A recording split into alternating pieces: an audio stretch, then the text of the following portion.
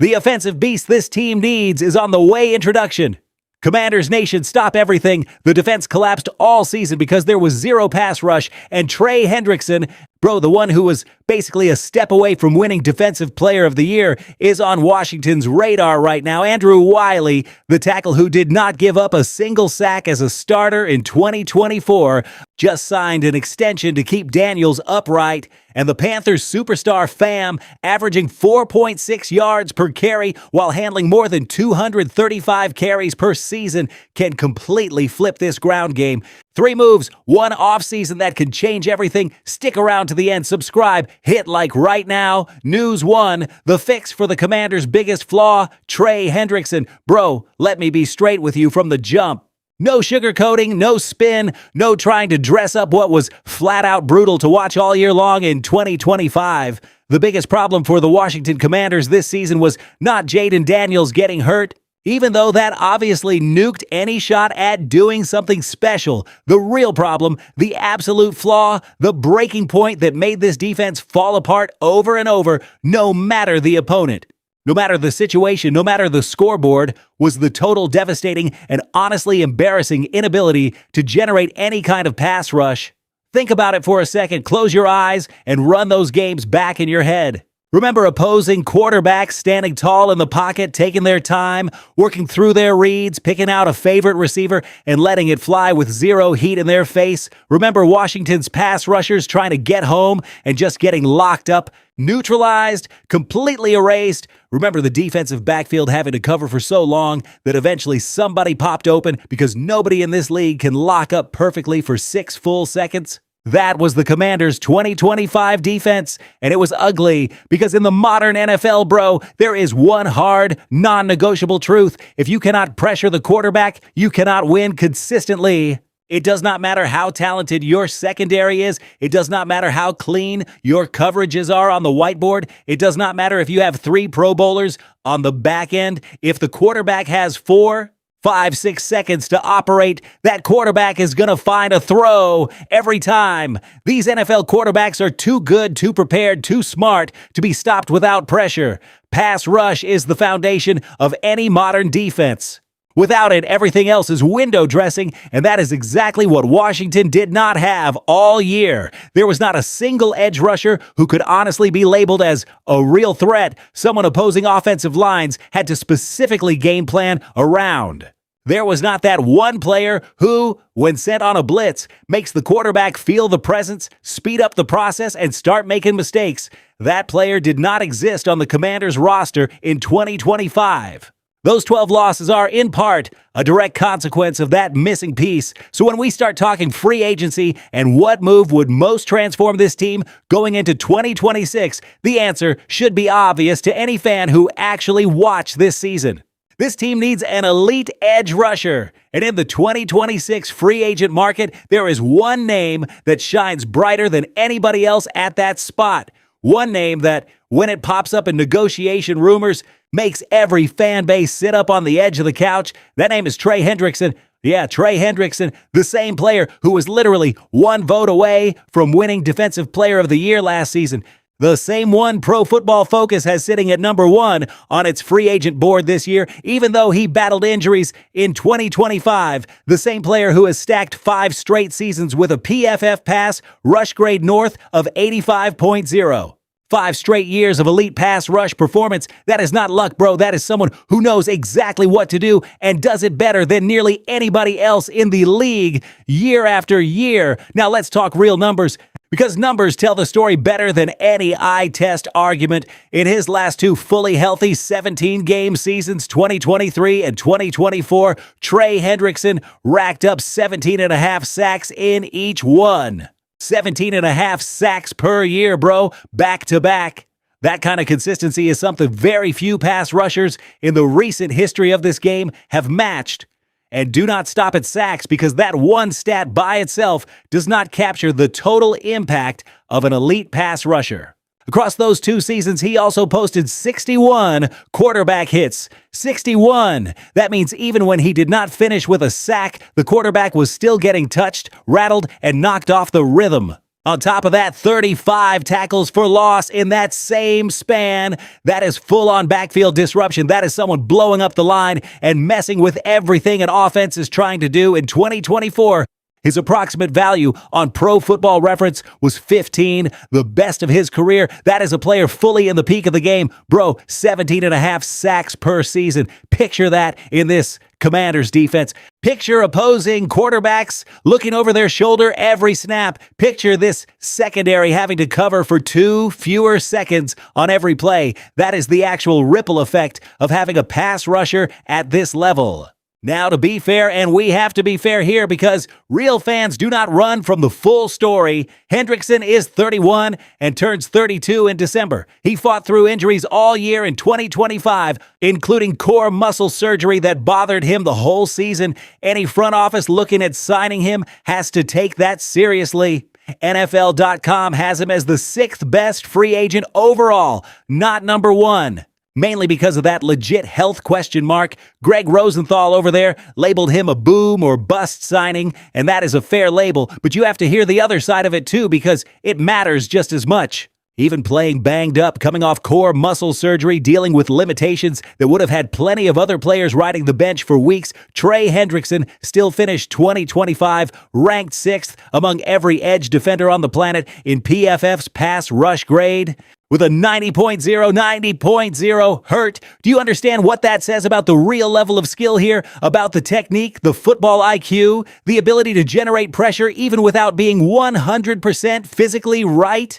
Bro, that tells you that when this player is healthy, when there is a full offseason of rehab behind the body, and there is a fresh arrival to the 2026 training camp, the level that can be hit is flat out terrifying for opposing quarterbacks. And think about this too, in the NFL, every free agent signing is technically boom or bust because injuries are baked into the sport. That is true for everybody, for the young draft pick and the seasoned vet. The difference with Hendrickson is that there is already a clear idea of what you are getting when health is right, because there are 5 straight years of elite tape and elite grades. There's no guesswork about whether the player can ever reach that level.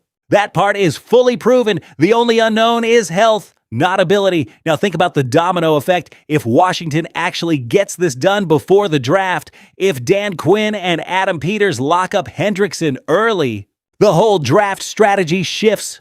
All of a sudden, there is no need to burn the first rounder in panic mode on an edge rusher just to patch a gaping hole. The front office can sit there and take best player available.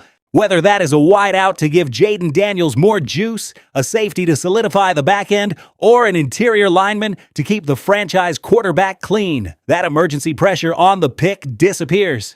And if somebody like Reuben Bain Jr. or David Bailey is still on the board when Washington is on the clock, there is a chance to pair Hendrickson with one of those players, and in a single offseason, flip the biggest weakness into a legit strength. That, bro, is a real defensive overhaul, not a Band-Aid, a transformation. And this lines up perfectly with new defensive coordinator Durante Jones.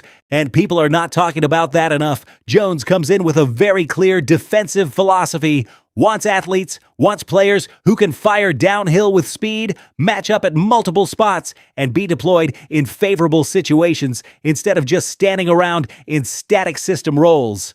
Jones keeps talking about leveraging speed and athleticism, building situations where his players have physical advantages against blockers. That is exactly the kind of setup where a pass rusher like Hendrickson thrives. A smart coordinator using him in stunts, delayed pressures, looks where technique and first step can get fully weaponized. Bro, that combo is scary on paper, and then there is the ripple effect beyond Hendrickson personally.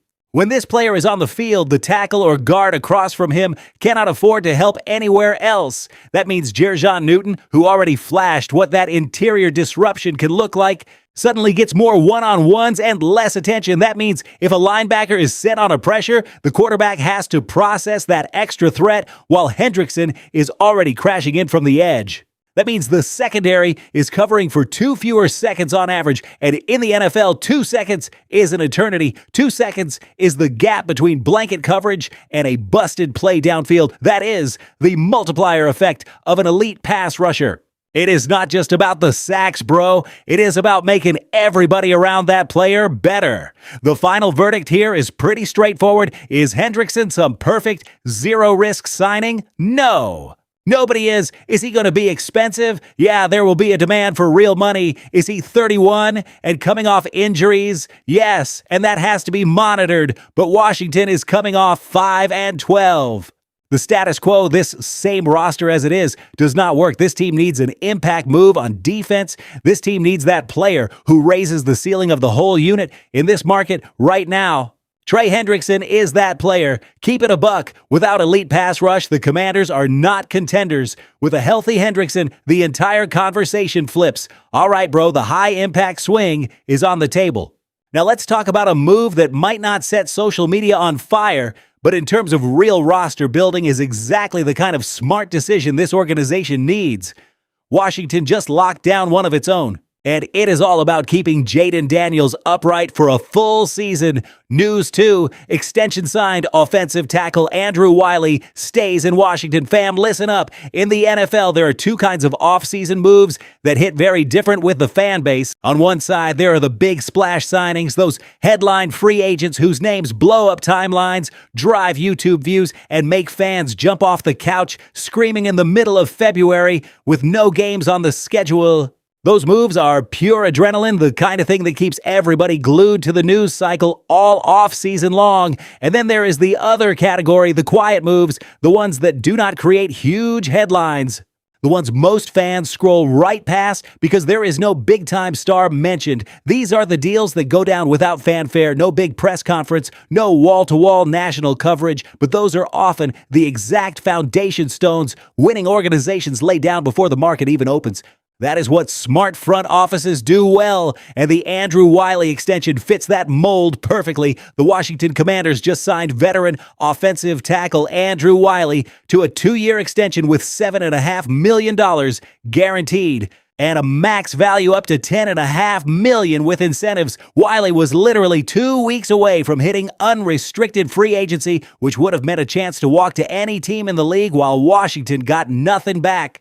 But the front office moved early, got the conversation going, hammered out a deal, and kept a player who clearly wanted to stay and whom this team clearly wanted to keep. There is a pretty good sense of what some fans are thinking right now. Bro, Andrew Wiley, with all due respect, that name does not exactly have anybody shouting in the living room, and that is fair. In one sense, Wiley is not a Pro Bowler, not all-pro, not the kind of player whose mere presence makes anyone pencil in a Super Bowl run.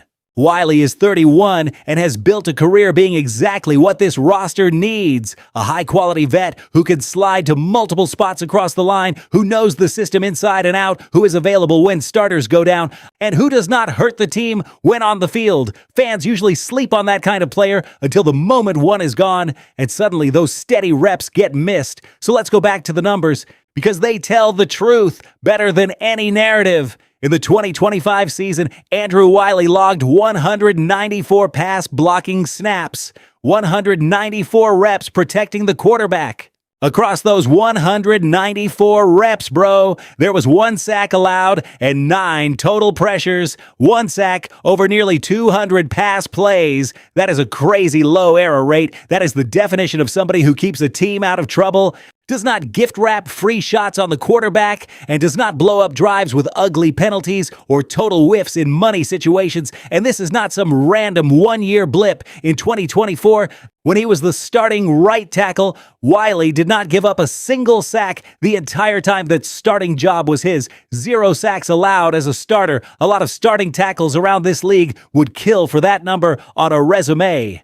Zoom out and the move looks even smarter. The Commanders are heading into this offseason with 32 pending free agents, 32 players whose futures in D.C. are up in the air. That is a heavier decision load than any other team in the league has on its plate right now. Not all of them deserve to be re-signed. Not all of them will want to come back, and there is nowhere near enough cap space to bring everybody back, even if it were possible. The right strategy in that situation is not to sit back. Wait for the tampering window and then freak out in emergency mode. The smart way is to identify early which in-house players need to be locked down, get those deals done before the market opens, and then walk into free agency knowing exactly what is already in place. Tress Way was already extended, the all-pro punter who quietly gives this team a real edge in the field position game, something that will never show up big in the box score, but every coach in the league respects. Now Wiley is locked in. 2 extensions for the team's own players before the doors to the open market swing wide. That is a front office being proactive, taking control of its own roster instead of letting circumstances dictate every move.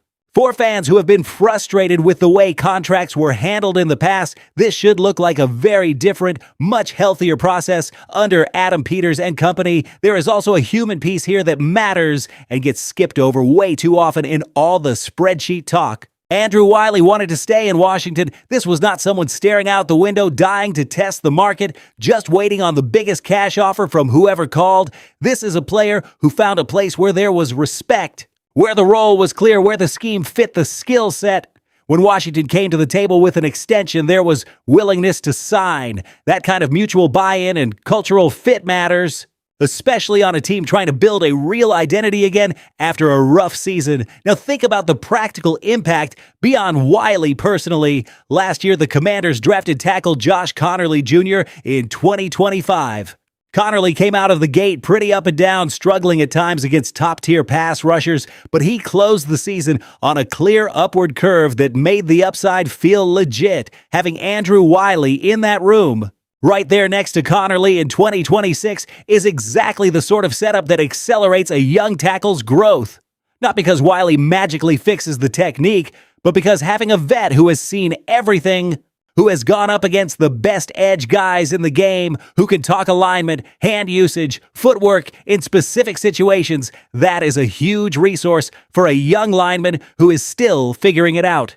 That vet-rookie dynamic on the offensive line has a real long-term impact, and this is just the first domino. Wiley is one piece of a much bigger decision chain that has to fall into place.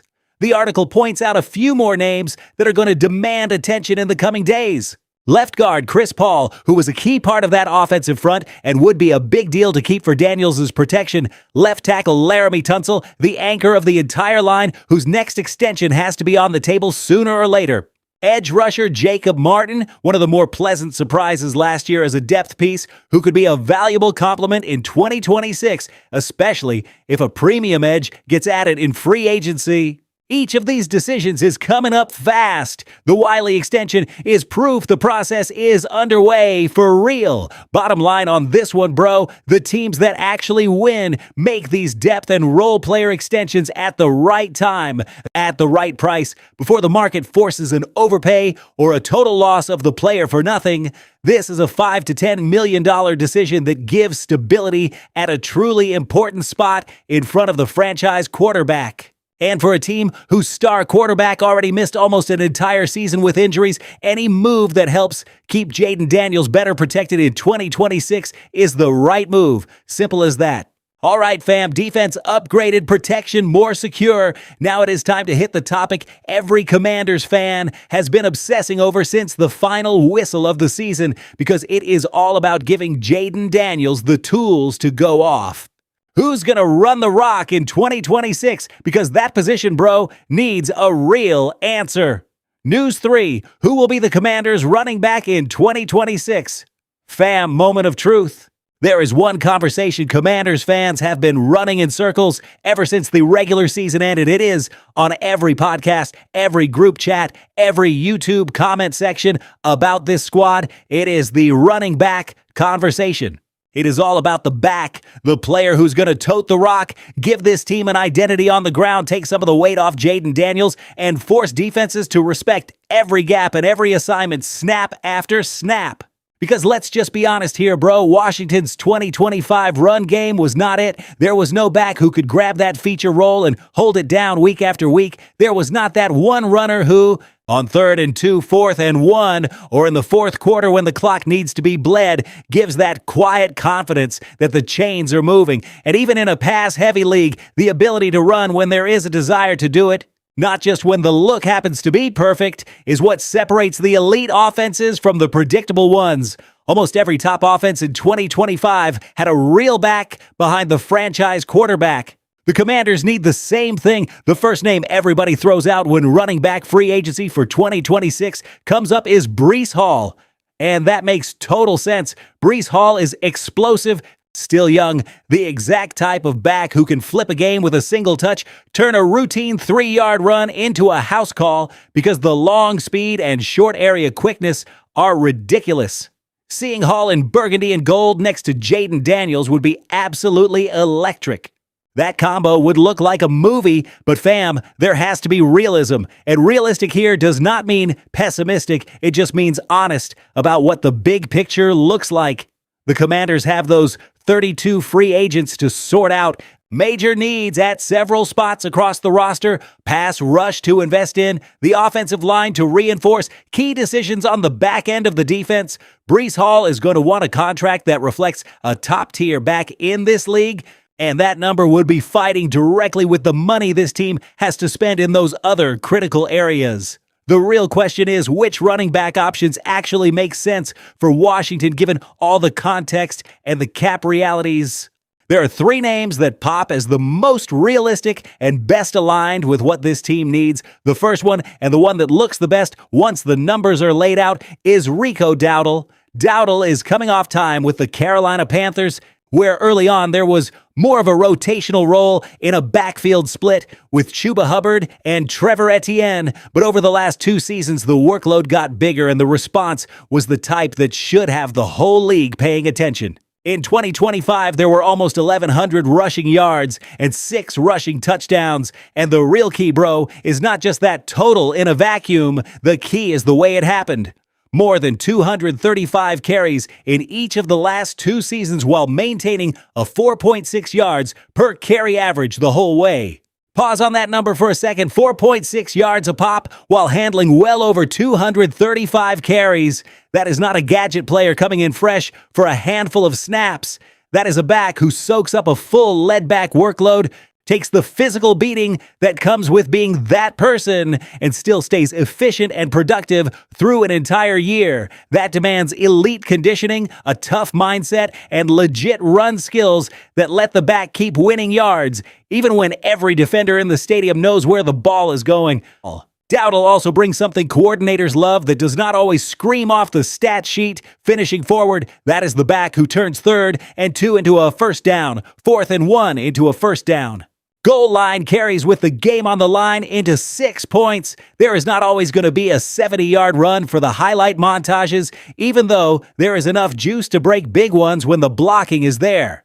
But this is absolutely the back to trust for moving the chains when that is the only thing that matters. For an offense that wants to be balanced and complete, that trait is huge. Financially, Dowdle is probably going to be looking at something in the $5 to $7 million per year range. That is a manageable price tag for Washington. At that number, the team is getting a proven feature back without blowing such a massive hole in the cap that fixing other areas becomes impossible. Pair Dowdle with Jackery Kroski-Merritt already in the building and bringing more of that change of pace explosiveness, and suddenly the backfield is functional, effective, and cap smart for 2026.